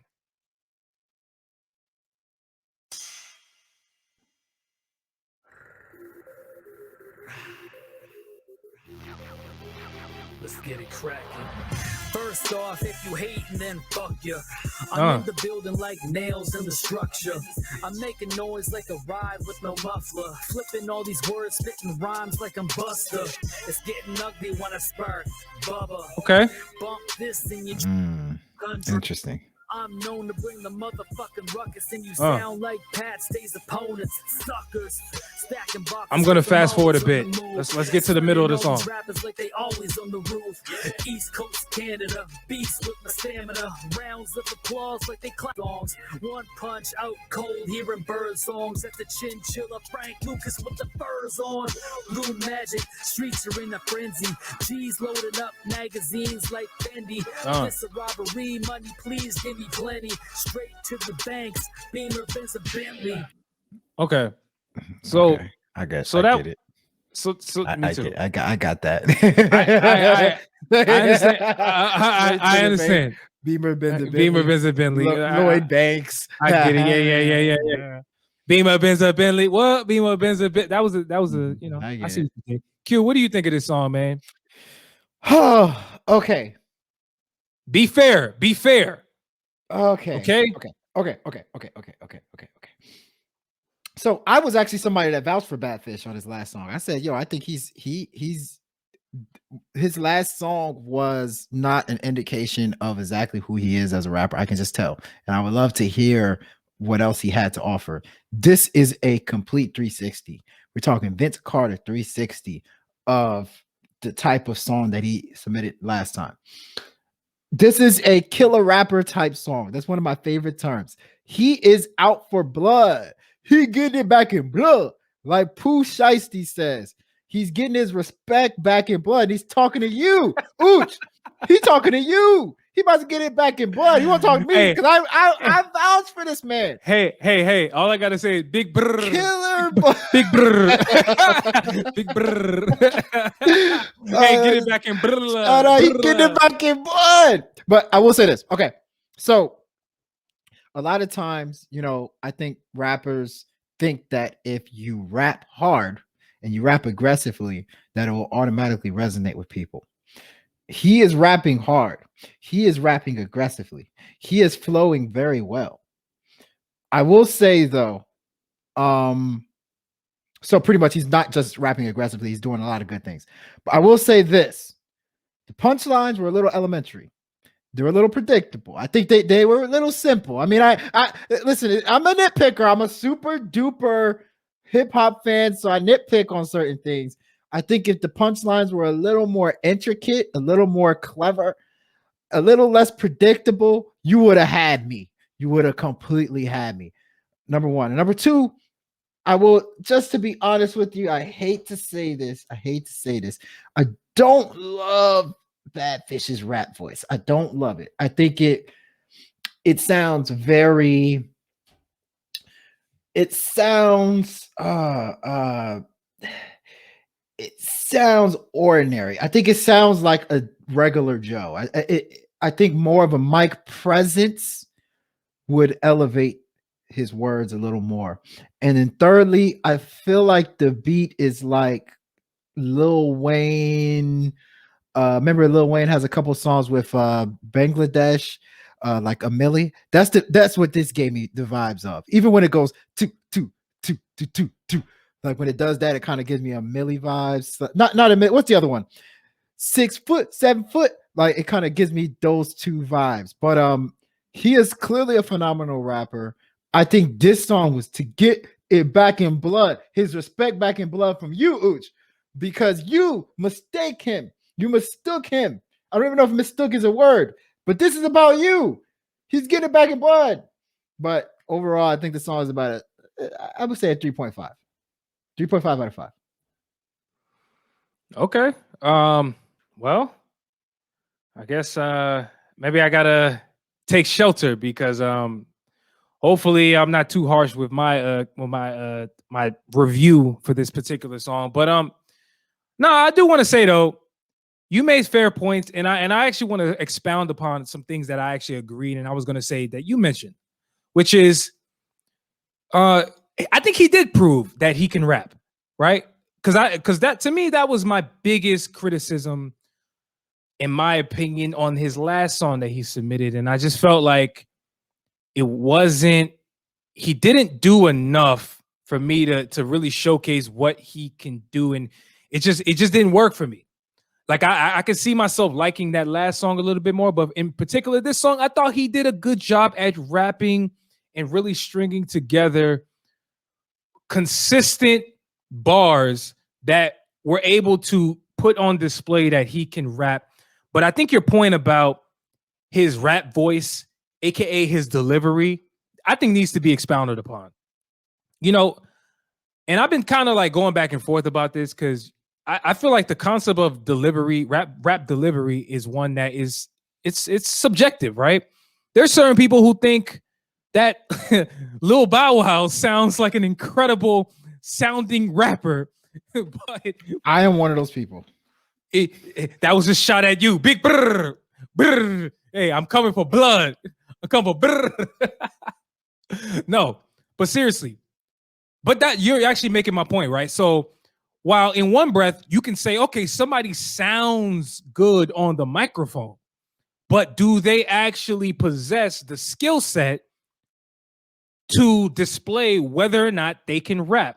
I think, Bad Fish, I think he's about average, middle of the pack to me in terms of delivery. Like he's not terrible. He's also not the best. Also, in terms of his ability to rap, yeah, he has bars, but you're right. They were a little bit elementary. And I'm not sure if I like this beat that he chose. Punchlines in particular. Punchlines. I don't love this beat. I don't love this beat. It sounded, I know you equated it to 6 foot, 7 foot, but to me, it sounded more like the 8-bit, 16-bit version of that exact beat. I don't know if you following me, Q. I'm talking about computer sounds. For anybody who knows what I'm talking about, it's not quite what you're know. It's like almost there. And I just feel like the song overall was like almost what it could have been if things were done a little bit better. But I'm not gonna knock him too much, honestly. It's a good. You know what? I'm not. That's what I say. I'm not gonna knock him too much because I think that he was consistent throughout the song. He did enough consistently throughout the song for me to be like, yo, this is actually a pretty decent song. Look, at the end of the day, I'm a tough critic. Okay, I'm tough. I'm a tough critic. I rate thousands of songs. You know, I'm a tough critic, bro. Like, and so it's not. When I say something's average, I don't actually mean it's trash.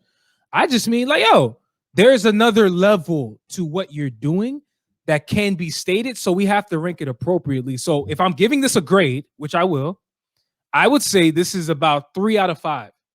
This is about 3 out of 5 to me. Agree. I think I gave his last song 2 out of 5. This song is better to me. This is better. Okay. It's better showing.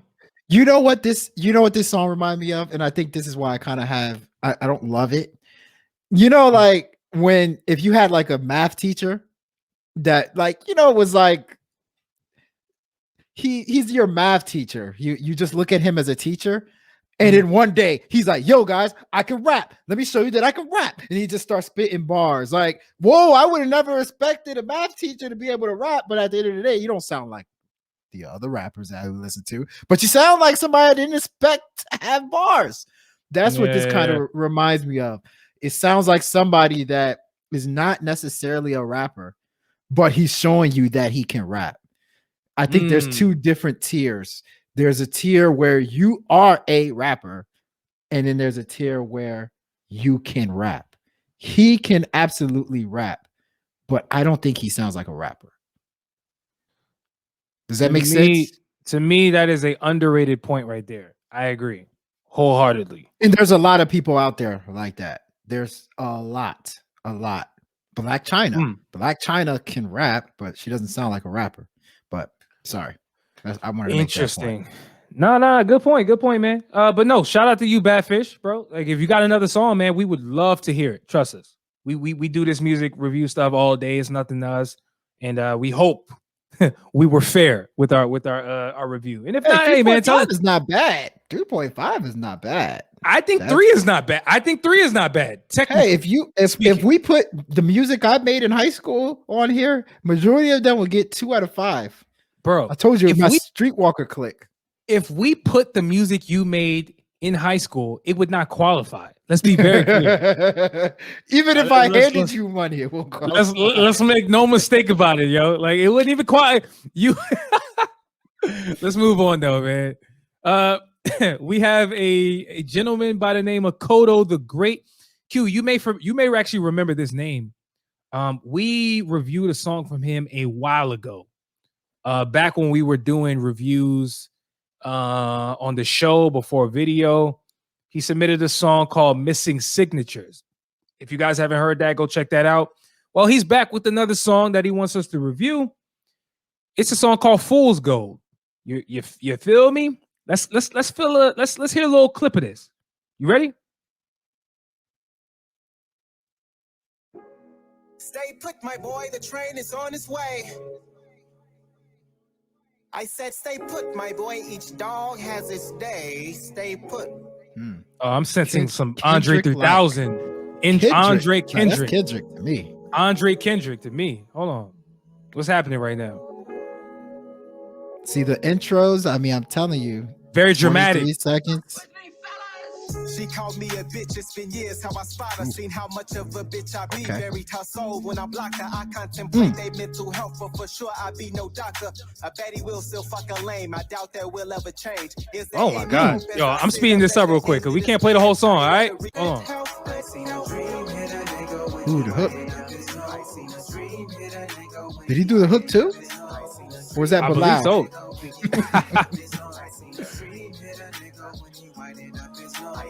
Is that Sir? Is that you? Is that D Smoke? Who's this? Every dog has its day. Stay put. So in actuality, when you combine the intro and you combine the outro, the song is really only like a minute and 40 seconds or something like that. I agree. That's interesting. It's a very short song, but it sounds very interesting. I'll put it like that. I'll start out the review. So, man, I'll be fair, man.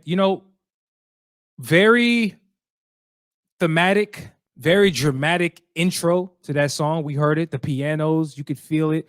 I'm a big fan of instrumentation. Big fan of instrumentation in music, hip hop in particular. I've been on record saying this, screaming this at the top of my lungs, at the top of the mountain. Any platform I can say this on, and it's when I hear a guitar, the song is an automatic hit for me. Usually, not automatic, usually an automatic hit. Well, what I don't say in that same sentence is that when I hear pianos, to me, that is the next instrument to me that sets that emotional tone in a song and really brings that song to life. And I think automatically, from a production standpoint, I'm feeling it. Very quirky, man. Very quirky. You brought up Kendrick. I immediately thought of Andre 3000, but I see the Kendrick one as well. We already know what them two dudes are about, eclectic and as talented as ever. So from a stylistic standpoint, I really like what KottoTheGreat was doing on this, man. I really like it.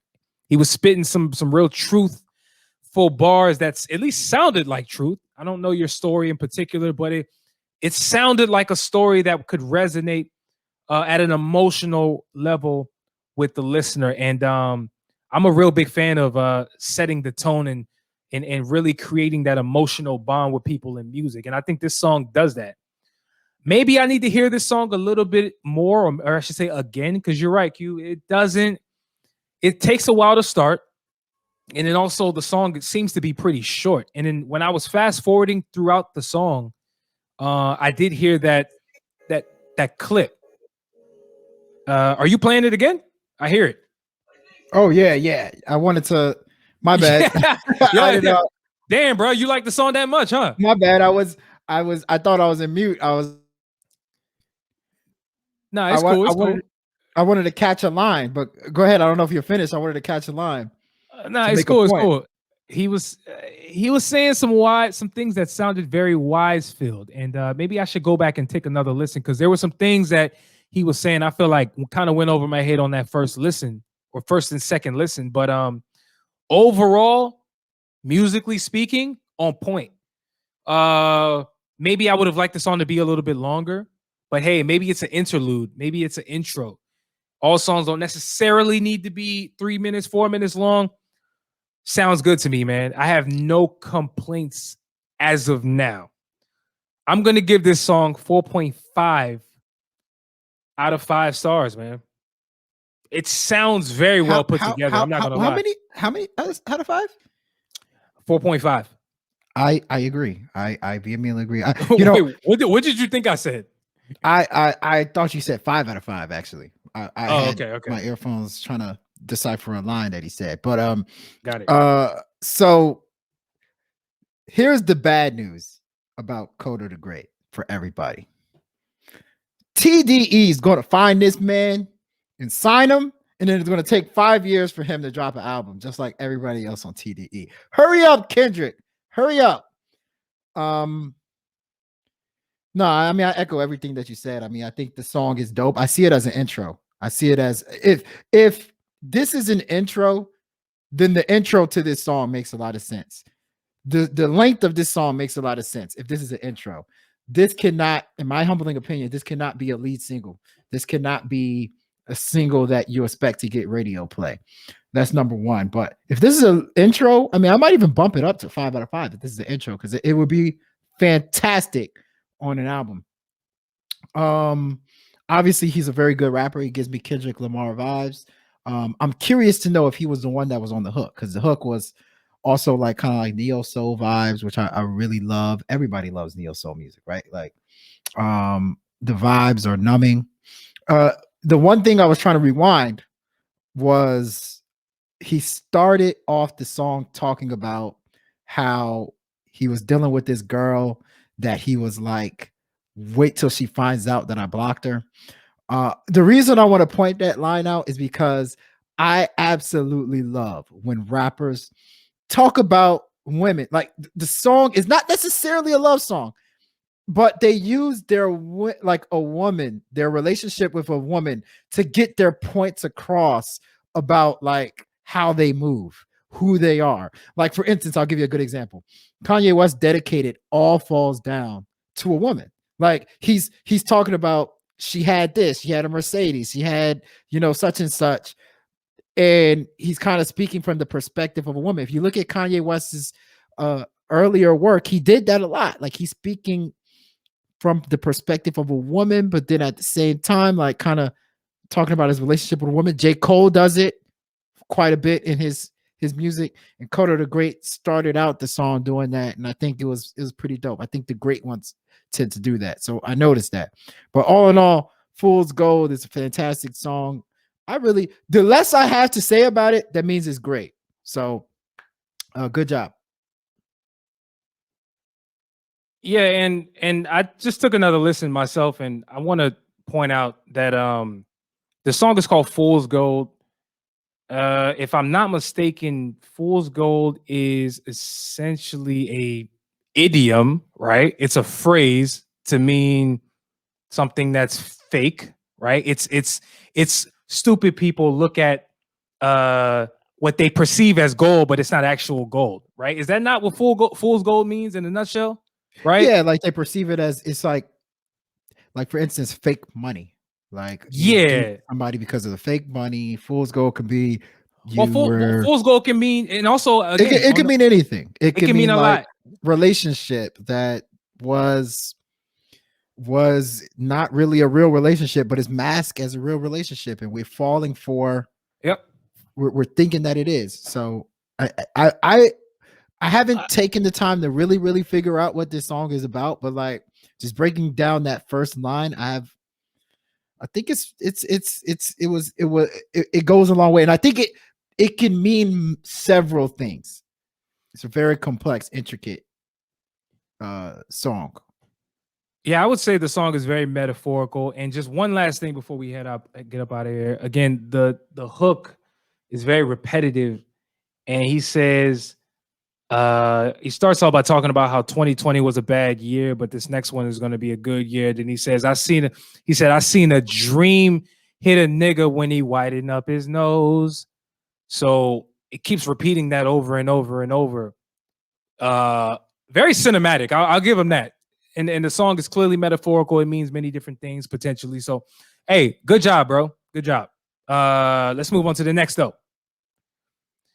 The next and final song that we have is by a gentleman by the name of CountryDaGod. Very interesting name. What a name. Bro, I'd never seen anything like that, honestly. He dropped a song called Whoa. And it's actually a video. So no, we're gonna play Woo. It's not Woo. Whoa. Is it not Whoa? It's probably Woo. Woo. Yeah, I'll give it Woo. So this is actually a video. So we're gonna play a little snippet of this video real quick and let you guys know what it's looking like. Fire burning us all. And then it's a head. Come on. Oh, remember that time I whipped your ass in pool and drank all that Hennessy? Remember that? Bro, I kick ass in pool. You've never beat me. That's a lie. I took the Henny off the head like that. Remember that? Okay. So they having fun out there. Oh, they turning up. Oh, they got that. Hey, they got that 5-team parlay on FanDuel. They got that 5-team. We got that joint. Woo! Oh, this shit is turned. All smiling. Look, I love that. Black people smile more. Like you win it. You doing big things. Yeah, you right there. I'm a fast forward this to the end. Let's. Lame nigga when I switch. Damn, I heard he the fucking another nigga bitch. Damn, I heard he the winning ball nigga whip. Damn right, I made hits and I don't mix. Yo, okay. I gotta tell you something. I gotta say something. Okay. I think I get the gist of this song. No, remember this is aside from CountryDaGod.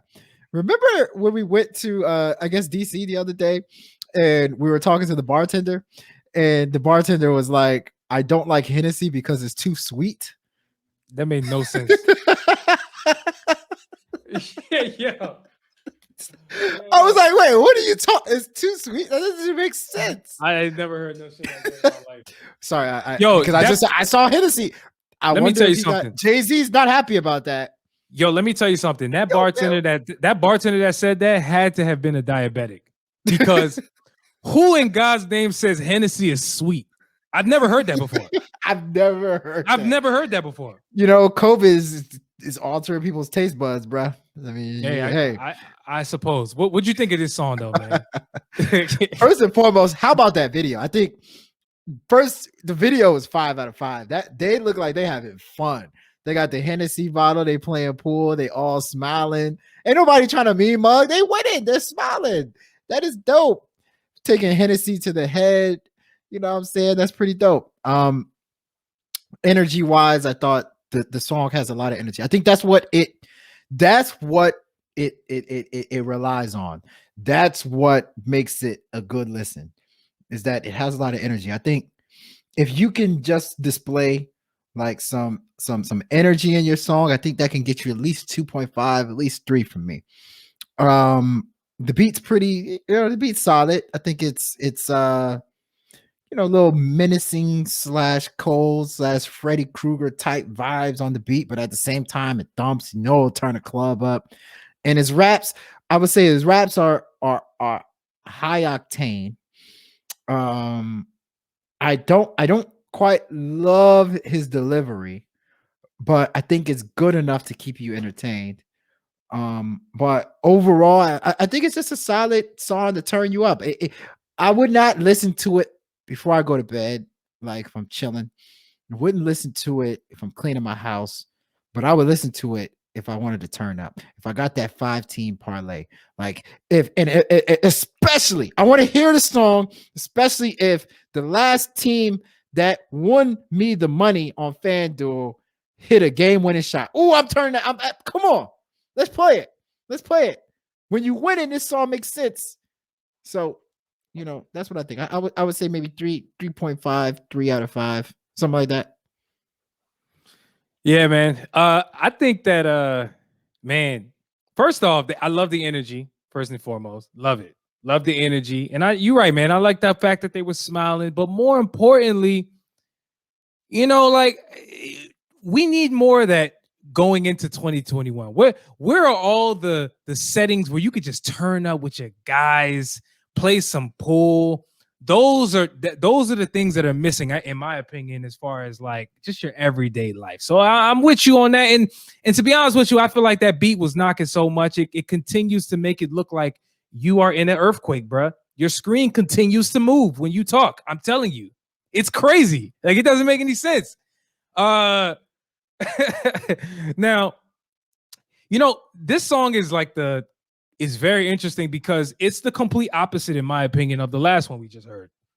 Right? In terms of the style, in terms of the delivery, in terms of the production, in terms of the message, every possible aspect of this song is in my opinion, the complete opposite of the last song that we heard. And it's no knock, no shade, but to me, that's the dynamicness and the variance of music, is that everything is so different. And it's very hard to rank, because when something is so different stylistically, how do you even put it up against the rest? Now, with that being said, it's important to evaluate a song for the direction that it was, I guess, trying to achieve, right? So when I hear this song, it's like, okay, what was he trying to accomplish, right? And it's clear from out the gate that he was trying to bring the energy. He wasn't focused on bringing no hook that was super metaphorically laid and had all these different no, it was just about energy. Matter of fact, the song is called Wooh, and all he was doing was making a noise at the end of every bar, right? Like, that's creative, I'll say. Maybe I'll call it creative. How about that? I'll call it creative. Maybe there's some other words I can use, but I'll call it creative. Overall, though, hype song, dope beat, really fun looking video. It's not the best trap song. It's not the best executed trap song that I feel like I've heard before, because I think mainly one thing that it's lacking is flair. Probably I was gonna say a little bit more intrigue. Like maybe it's him, maybe it's his look, maybe he just needs a better, I don't know, outfit. I'm not sure what it is, to be honest with you, but I just know that what I saw and what I heard was not the highest quality of that type of music. Put it like that. But it's still good though. With that being said, from a production standpoint and just the way the song was put together, you know, we always got to bring up quality of song when it comes to indie reviews, because it's important to make sure that your audio is on par with the rest of the industry. I think he does a good job at really checking off a lot of boxes. And so from that standpoint, I'll give him credit. I'm going to give this song a solid 3.5 out of 5. I agree. This is not a song that I would play on my way to church. I'm not playing this song as I'm about to meditate. Quite frankly, the only times I'm playing this song is when I need some energy. And, that could be when I'm working out. Excuse me. When I'm working out, when I'm about to get my bike and hit the bike trail. You know what I'm saying? I need to get hype. And from that standpoint, it does this job. So I can't knock him too much. Pretty decent effort, though. Shout out to CountryDaGod. Very interesting name, by the way. Never seen that. Does his job. CountryDaGod. Yeah. CDG. Okay. CDG. And it sounded like he was from South Carolina, or at least somewhere in the Carolinas, because he said it in the song. Shout out Carolina. Yeah, shout out to y'all, man. Y'all got a little wave going, man. Hopefully you are on the wave of the next Carolina artists that are going to be popping. But not only shout out to you, shout out to all of the indie artists that submitted, man. We appreciate y'all once again for vibing with us. And this is the Ill-Advised Wise Guys. You feel me? I'm Uche. That's my boy Q. DZ for Sheezy with the Widow's Peak Easy. before we get up out of here, I do want to say, make sure you're following us on social media. Never miss an update from us. Never miss a post from us. Make sure you're subscribed to our email list, man. You know what I mean? Like you don't want to miss the updates that we put out and that we send out, whether it's a new episode, whether it's announcements. We got some special announcements and just things that we're planning throughout this whole year that we want y'all to be a part of and that we want y'all to know first and foremost. So with that being said, as always, if you are giving advice, make sure it is ill. Peace out.